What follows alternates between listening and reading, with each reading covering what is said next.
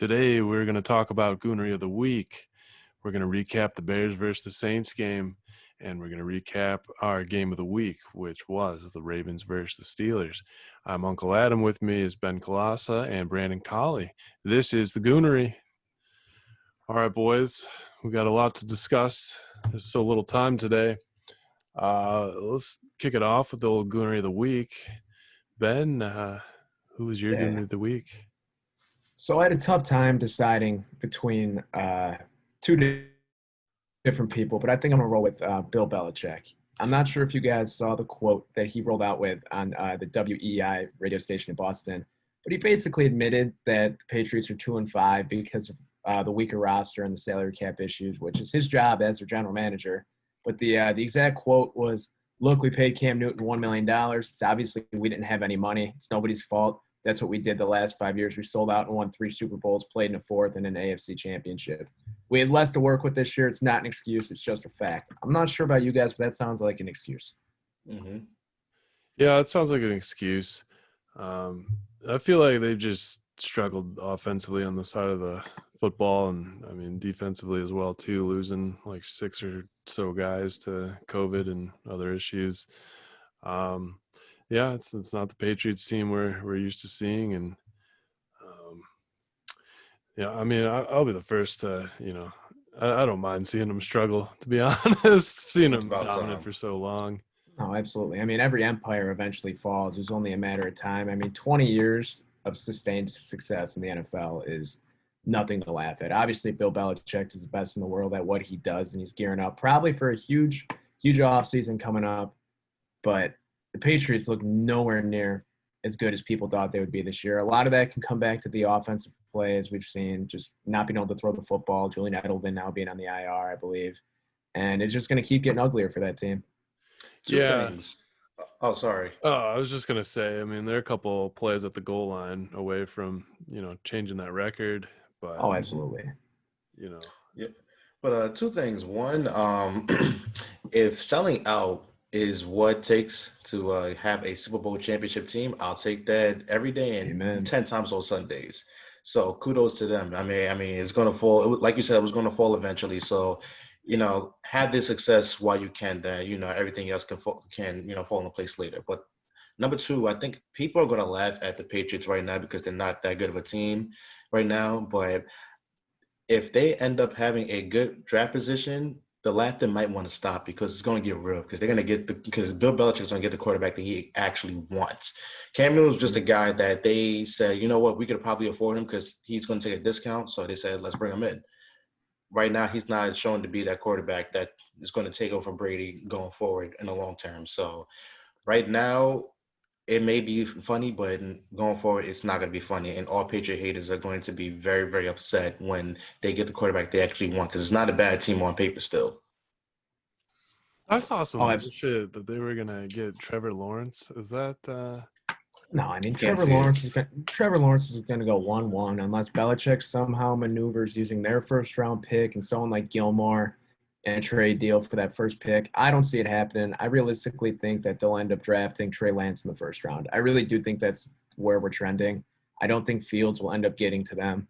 And I think Trey Lance is a realistic option. I could also, I could see them waiting until round 2 or 3. I'm not exactly sure where these guys are projected to go, but someone like Mac Jones right now at Alabama, he feels like a Bill Belichick quarterback. And then what's his name from Iowa State? Brock Purdy, I believe his name is. Yeah, Brock Purdy's a good. I think he's going to have himself a nice little NFL career. I agree. All right, Brandon, who's your Goonery of the Week? My Goonery of the Week goes to Jim Harbaugh. Now, guys, I have to touch on something that's very, very serious. I have been in an abusive relationship with Michigan football since I was basically in the womb. Let's go through the numbers. Jim Harbaugh took over at coach in 2015. He has not beaten Ohio State once. 2 occasions, they were 11 points, I believe 4 points, if I'm not mistaken. I'm probably wrong about that, but you get what I'm trying to say. Everything else has been a blowout. You're 3-3 against Michigan State. Now obviously there's some asterisks that come along with that, with 2015, with the muff punt, all that other stuff. But the record is the record. Michigan State has not been good since 2015. So let's also keep that in mind, thinking about 3-3 record. And with the 2020 loss that he just endured over this past weekend, by far the worst loss under the Jim Harbaugh era. It's not even close. You're 21-point favorites. You're facing a Michigan State team that faced a Rutgers team that turned over the football 7 times to Rutgers football. Rutgers Scarlet Knights football. Hey, Greg we talking Schiano. about here. Greg Schiano. And Greg changing the- Schiano. I didn't even know he was back as coach until he was on the Michael K show a couple of weeks back. So I have been calling for Jim Harbaugh's job since 2017. I wrote an article, I believe, a year or two ago saying that Josh Gaddis could be in line to take it for Jim Harbaugh just in case he leaves. While that was an analysis of of how Jim Harbaugh can make the transition to the NFL, that was also me saying I want him gone. I had so much flack for saying Jim Harbaugh should be gone. I want those same people to come back into my DMs, my mentions, to apologize to me personally, because I knew what the hell I was talking about from day one. So right now, I'm off of Jim Harbaugh. I have been off of Jim Harbaugh. I'm way off of Don Brown because the man doesn't know how to incorporate zone coverage into his defense. Michigan has been a dumpster fire. It's a shame that they have not been to one Big Ten championship, not one college football playoff, not one national championship. And people are still going to make excuses for Jim Harbaugh like he isn't the sole reason why this team stinks on game day. He's a hell of a recruiter, but when it comes to getting his team ready to play these certain games, it's always been a dud. And truthfully, I can't bother myself with this team going forward. I know it's week 2. Was about to be week 3. We're 1-1. This may sound like an overreaction, but you cannot lose a game like that with the talent they have on this team. This is a damn good talent. This is a damn good team, and they've made Michigan State look like a top 25 team, which they certainly are not. You see, Brandon, I agree that Jim Harbaugh is not the answer at Michigan, 100%. My problem is I don't know who has the name recognition to where Michigan would feel comfortable moving on from someone like Harbaugh. And you talked about how he's been such a great recruiter. His 2020 class had 0 top 100 prospects. 0.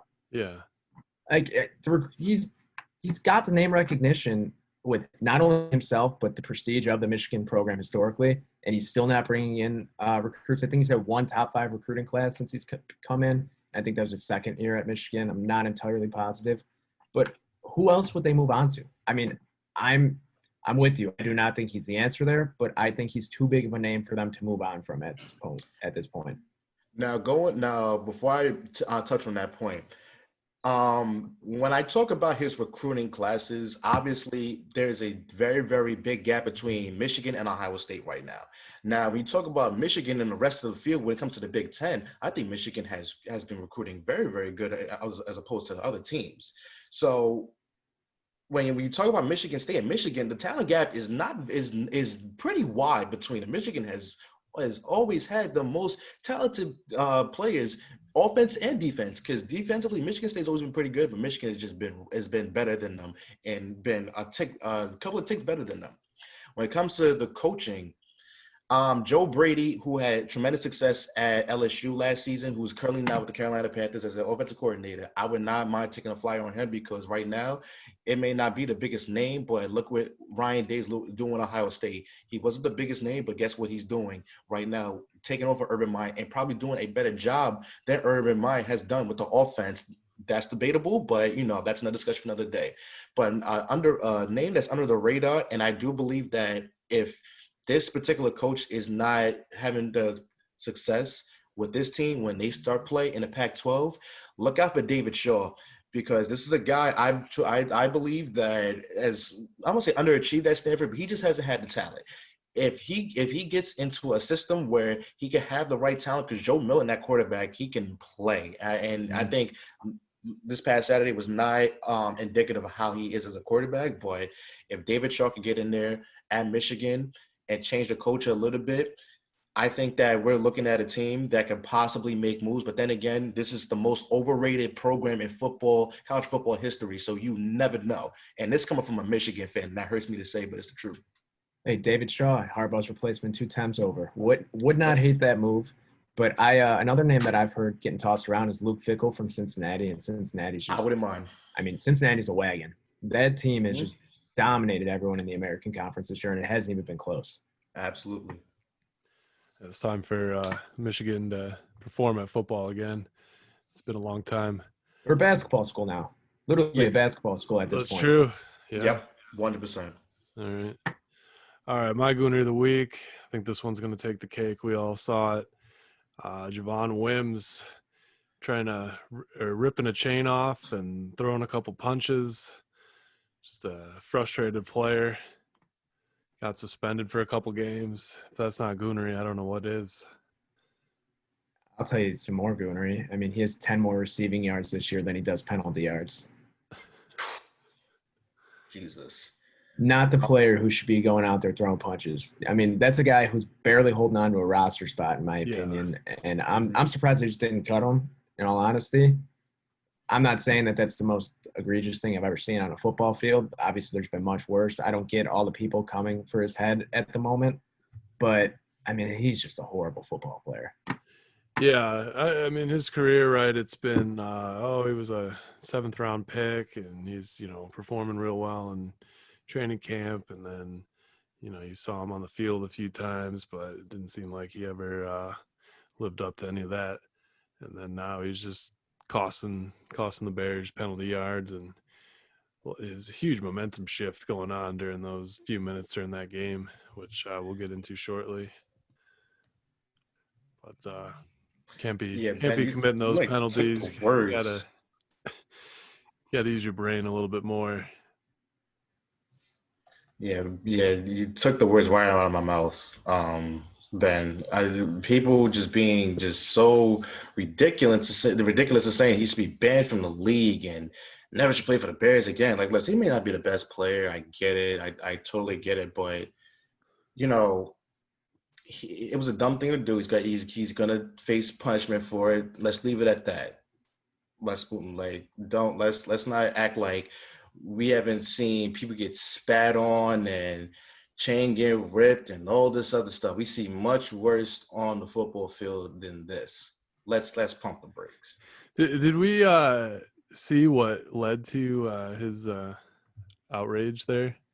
They're saying he was spit on, and Yeah, Marcus Lattimore, I think that's who it was, who he threw the punches at. yeah. He said he didn't do it. Obviously, it's a he said type of situation. Yeah. I mean, you're never gonna know. And I still haven't seen the footage where they said they went after Anthony Miller first, and that's why he threw the punches. But it's just a bad look for the Bears, and the even worse look for the Bears in post game when Matt Nagy comes out and looks as defeated as I've ever seen him in a press conference. And he said, like, the football team doesn't tolerate anything like this, but Javon apologized and we've moved on. Well, I mean, it's just you should move on from Wims at this point, get him off the roster, and get Riley Ridley on the football field. Yeah.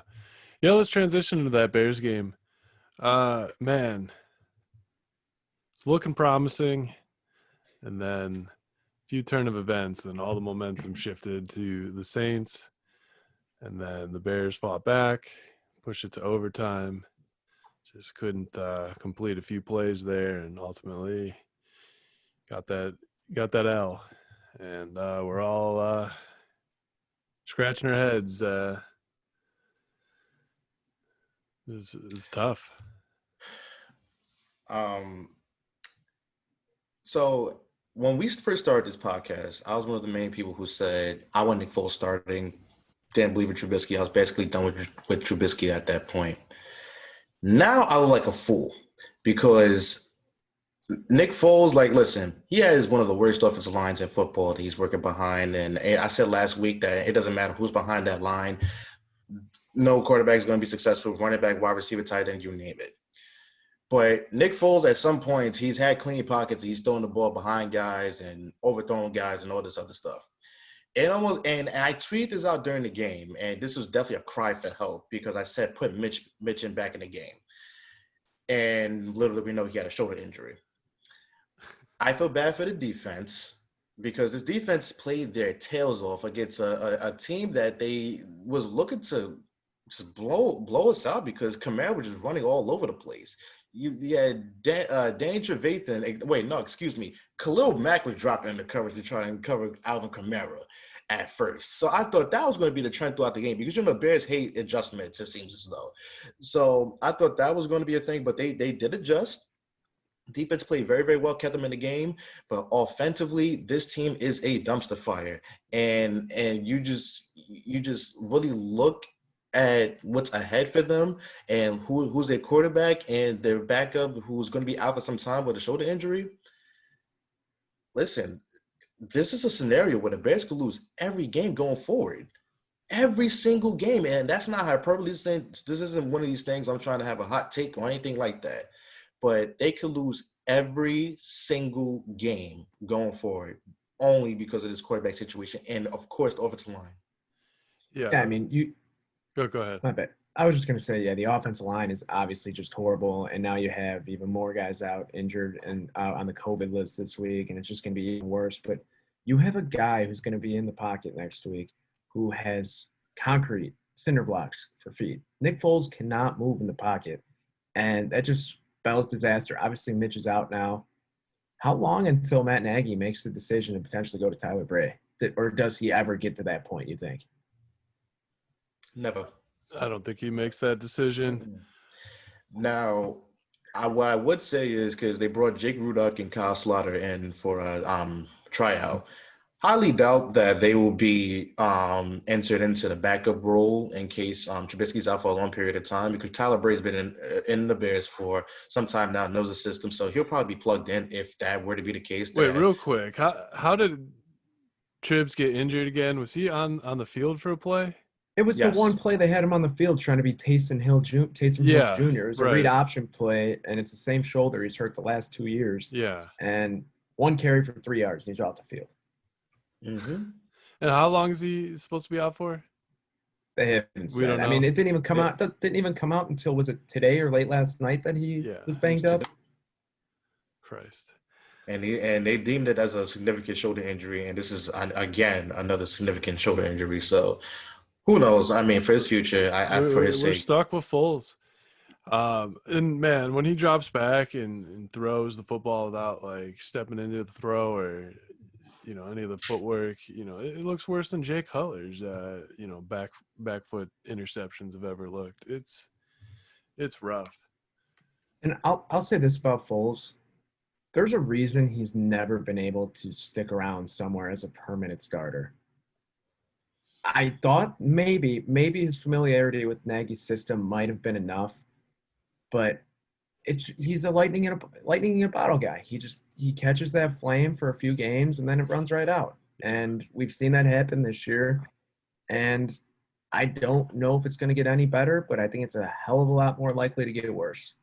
Yeah, and I was all ready to have that, should we put Mitch back in conversation, but they never will. Never will. Injured. Regardless of him being healthy, Matt Nagy and Pace will not admit defeat on going to Foles and making that move. It'll never happen. 100%. And truthfully, we just gotta deal with it for the time being. Like it is what it is. Like this is what they wanted going into the season, so they have to make their own bed. But guys, I'm really apologize for this. I have to step away for a second. So just carrying on without me just for a second. Yeah, no worries. Hope everything's all right.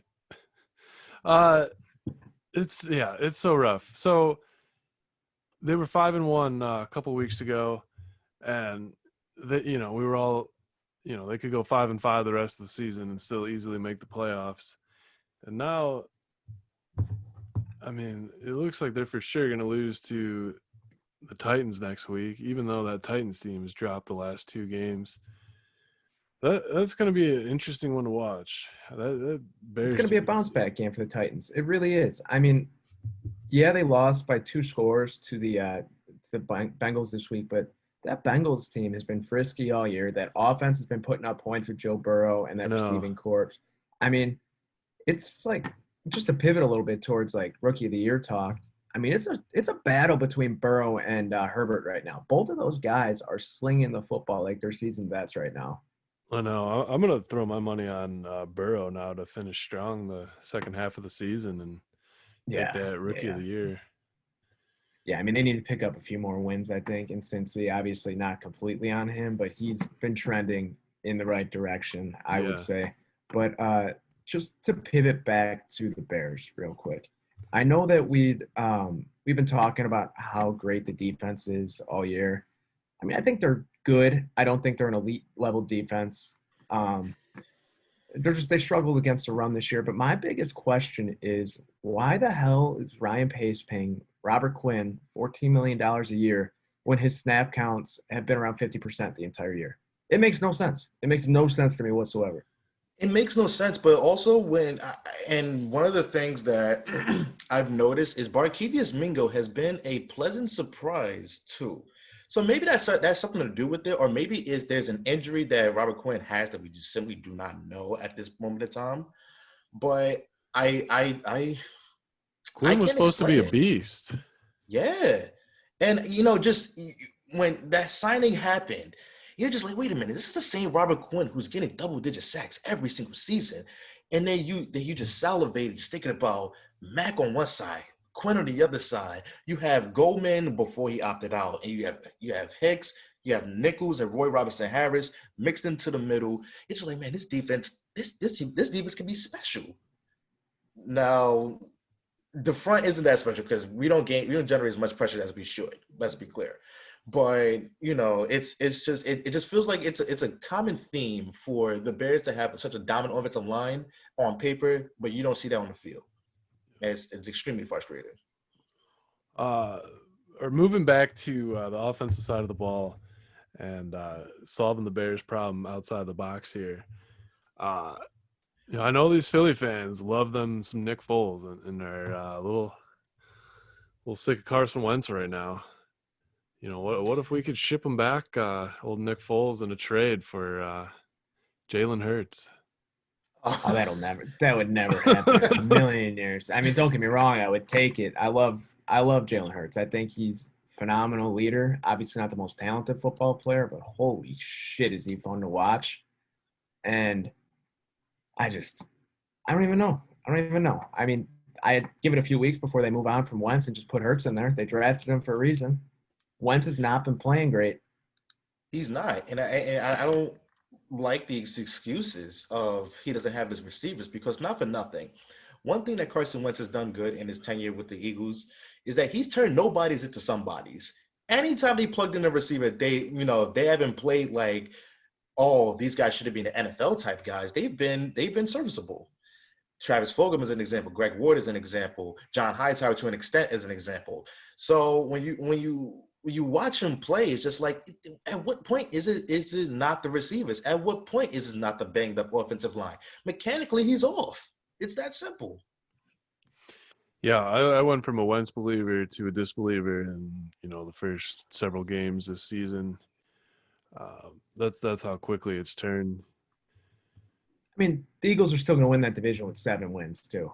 Which And is it's absolutely ridiculous. They're ridiculous. going to host a home playoff game and they're going to win a home playoff game and then get smoked by whoever they play in the divisional round. Uh, the Goonery. Mhm. All right. Should we any other thoughts on the Bears before we? I have one last thing regarding it was more of an off the field type of thing, but when they put the camera on the game, I believe it was third quarter, maybe early fourth, of Allen Robinson being visibly upset on the sidelines, walking away from the offensive huddle meeting on the sidelines. That's concerning to me. Obviously, A-Rob is like very well publicly known to be upset right now with his contract situation, wanting to be extended, and the Bears do not seem to be giving in on that at all. And Robinson has more than proved his worth to this offense since he's been here. If the Bears aren't going to re-sign him and he's becoming that visibly agitated on the sidelines, it's time to either re-sign him or see what they can get in the offseason because the trade deadline's passed. Yeah, man, that game feels like such a long time. Like a long time ago that that 50-yard completion to Mooney, and then the 25-yard or whatever to A-Rob. They went up 10 points, and then that defense unfortunately let up that field goal or that touchdown right at the end of the half Mhm. there, and it just seemed. Ugh. I do want to say this though. Wow, we're very negative about the Bears. Let me give credit to one person. Cairo Santos is money, y'all. He is Yeah. money. And I know Eddie Pinheiro is the quarterback, as a quarterback, Jesus. He's the kicker right now. Probably be better than what we got right now. he's the kicker right now. And I would be hesitant to bring back Eddie Pinheiro at this point. He's been that good. I mean, like the transition from he made from the beginning of the season to now, he's a brand new kicker, and I'm loving it. Yeah, that's the best I've seen Bears kicking look like in a few years now. I still, don't fully trust them, but nailing that field goal to put it to overtime at the end of the game there after a timeout was called, that looked pretty clutch to me. Mm-hmm. How long was that? It was over 50 yards too, right? 51. It was a 51. Yeah. Yeah, no help from the offense there. Didn't we take like a sack or some bullshit too to make it even harder at the end there? Mike Glennon-esque in Mhm. terms of being a statue in the pocket. Brings back bad memories. Yeah, the Bears schedule's looking I don't know, a little iffy now if they're gonna make the playoffs. Let's maybe we run through it real quick just to see. I don't even know if we even want to make the playoffs with this team, It doesn't Honestly, sound good. no. There's Unless the just, offensive line gets going, then no. I know. And And the takeaways from the game, right? Committing boneheaded penalties, just having a terrible injured offensive line, uh, and just kind of making dropping passes, just that type of shit. I was a little pissed at Nagy there for not taking any ownership for his play calling there. He's just not in sync with Nick Foles on, you know, 7-step dropbacks there, and I mean, trying to call these plays that take time to develop, and then when you can only block for so long. Um, I don't know. I don't know if there's a formula that they can dig themselves out of this hole or find a way to unlock Nick Foles to get a little hot, stay a little hot. But it's too bad, man. This is the same story every year. The offense just doesn't help that defense. I mean, you said that Nick Foles and Matt Nagy is not in sync with Nick Foles calling the plays. Matt Nagy's not in sync with reality calling plays on the offensive side of the football. I mean, when he came out and said, "Yeah, our team, we ran a report and decided that I'm still like the best man to call plays." I mean, who ran the report? Matt Nagy. I Right. mean, his ego needs to be checked at the door. We said on the show that out of the last 3 games, the Bears needed to take 2. They took 1. They got embarrassed by the Rams and they lost a tough one to the Saints. And coming up, Titans on the road, hosting the Vikings at home, and then at Lambeau. Yeah, I don't feel. That's Yeah, I don't I mean, feel that confident in Vikings that team just Titans knocked off the game. Packers too. Yeah, the Vikings look tough all of a sudden, and then the Packers. The line should be easy, but depending on what Bears team shows up, that could be tough. I mean, the Texans are probably going to play pretty tough. Vikings again, Jaguars, and then Packers. that ain't good. It's not. That's not a good deal. Ugh. We'll see. We'll see what we get this weekend. It's tough. It's been tough to watch, so we feel for you, Bears fans. All right, we gotta move on to the game of the week. Hence, this mustache you see here, lost the bet, was pretty confident the Ravens would beat that Steelers team, but it doesn't look like the Ravens team of 2019 that we got on our hands this year. It looks like they're having some struggles as I well. mean, their rushing attack definitely bounced back this past week. J.K. Dobbins looked like the player they intended they were getting when they drafted him. He averaged like almost 8 yards a carry for over 100 yards.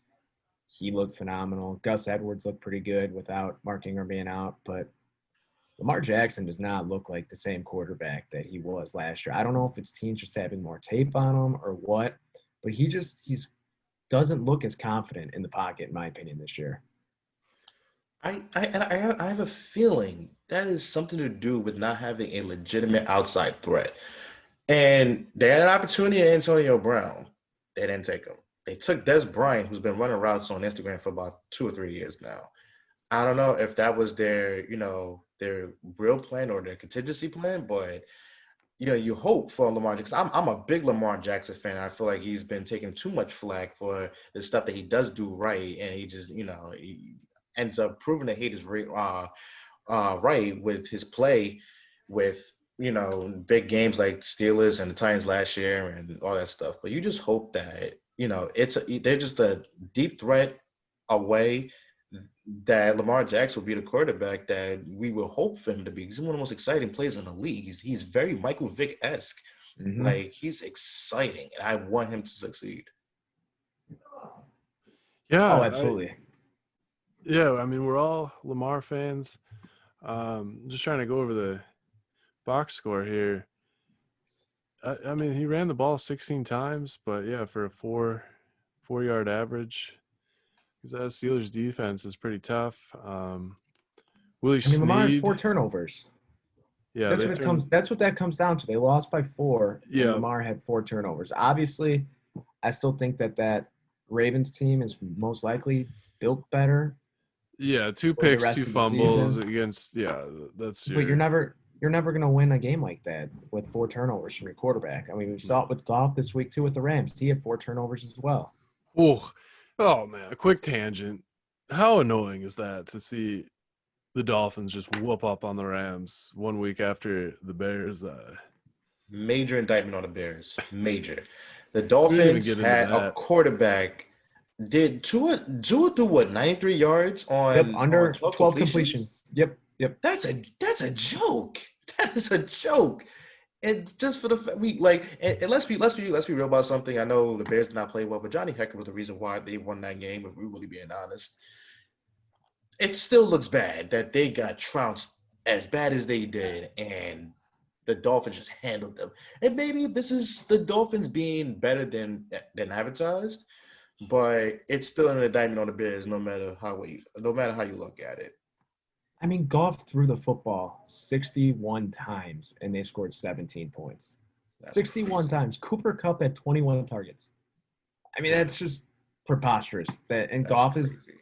I mean, shout out to Jared Goff for getting the contract he has. He's the 3rd highest paid quarterback in the NFL in terms of AAV. And it's just, but he fucked the Rams long term with that contract. Their salary cap is in shambles. They're the only team to go over the salary cap. I'm not saying they would have kept Gurley, but they lost Gurley, Brandon Cooks, Clay Matthews this offseason. It's a disaster for them right now in LA. And I mean, Sean McVay, obviously, he's never going to lose his job out there, I don't think. I think he's just too young and too good of a coach. He's polished to lose that job. But the Rams are screwed moving forward. Yep. Yeah. All right, back to the game of the week. Yeah, I think it does just come down to the 4 turnovers. I feel like the Baltimore team is usually pretty solid, but you're not going to win turning the ball over that many times. As far as weapons goes, I feel like they're pretty strong at receiver. I mean, they got Andrews at tight end. They got Hollywood Brown. I guess he's got some room for improvement. They got Miles Boykin. I feel like Chicago kid.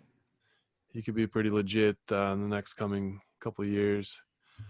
I don't know. I feel like maybe, having a 3-headed monster at running back is not really the best answer. I feel like you kind of have to give it to a guy or 2 guys and let them carry the load. I always feel like you kind of get out of sync when you start rotating in a 3rd guy. Yeah, I mean, it's a bigger disaster. I mean, relating this back to fantasy football, that backfield right now is just as much of a disaster as Patriot backfields have been the last decade. It's just you never know what you're going to get out of them, and I guess that makes it harder for teams to game plan, which could go in your favor if you want to think about it that way. Yeah. But it's just the chemistry thing, like you're saying. But I do think that the Ravens need just a possession receiver. Marquise Brown is great at what he does in stretching the field.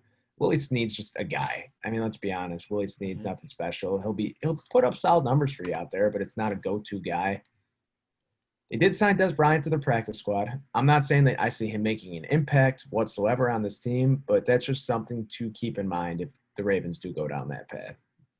Real quick on the Steelers, I mean, don't y'all think that it's just like a foregone conclusion they're gonna cruise through the AFC?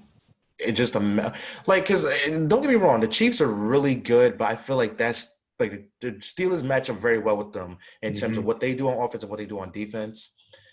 But it's all contingent on Big Ben because there was reports that he was clutching his elbow on the sideline, and that's not a good thing because we saw how major his elbow injury was against Seahawks last season.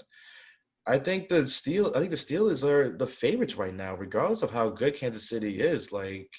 They're they're Jesus Christ, I'm all over the place. The Chiefs are the Chiefs are good, but the Steelers match up very, very well, and I would be concerned if I'm a Chiefs fan. We should do a power rankings episode next week. Sure. All right. Let's finish off with kind of what we're gonna look forward to watching next week. What stands out to me is that Seahawks Bills game. Yeah. I'm gonna be tuning into that. I think the Bills are gonna take that one. I think that's one of those games where it's West Coast team going all the way to the East Coast. And Russell Wilson's been great this year, but I don't know. I just have a feeling that this might be Josh Allen's game because we know the Seahawks defense is not that good. And I don't know. This game, because I understand the Bills are 6-2 as well, but this could be considered a trap game, correct?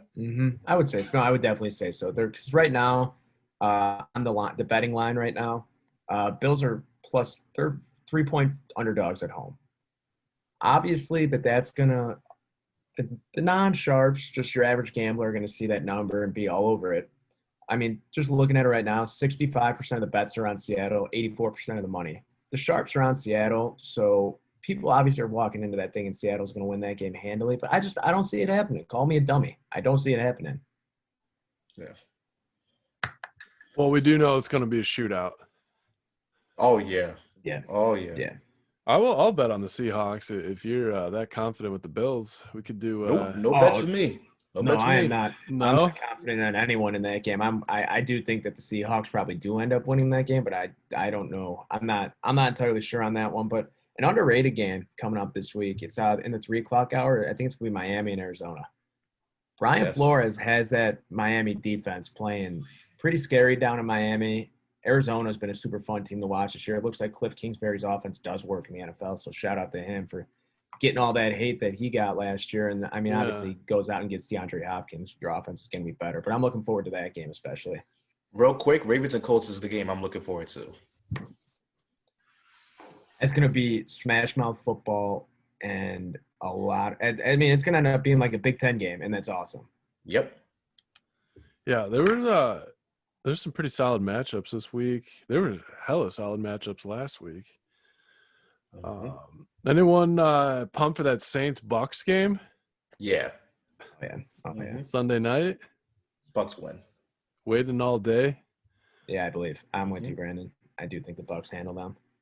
It's too bad the Cowboys are going through their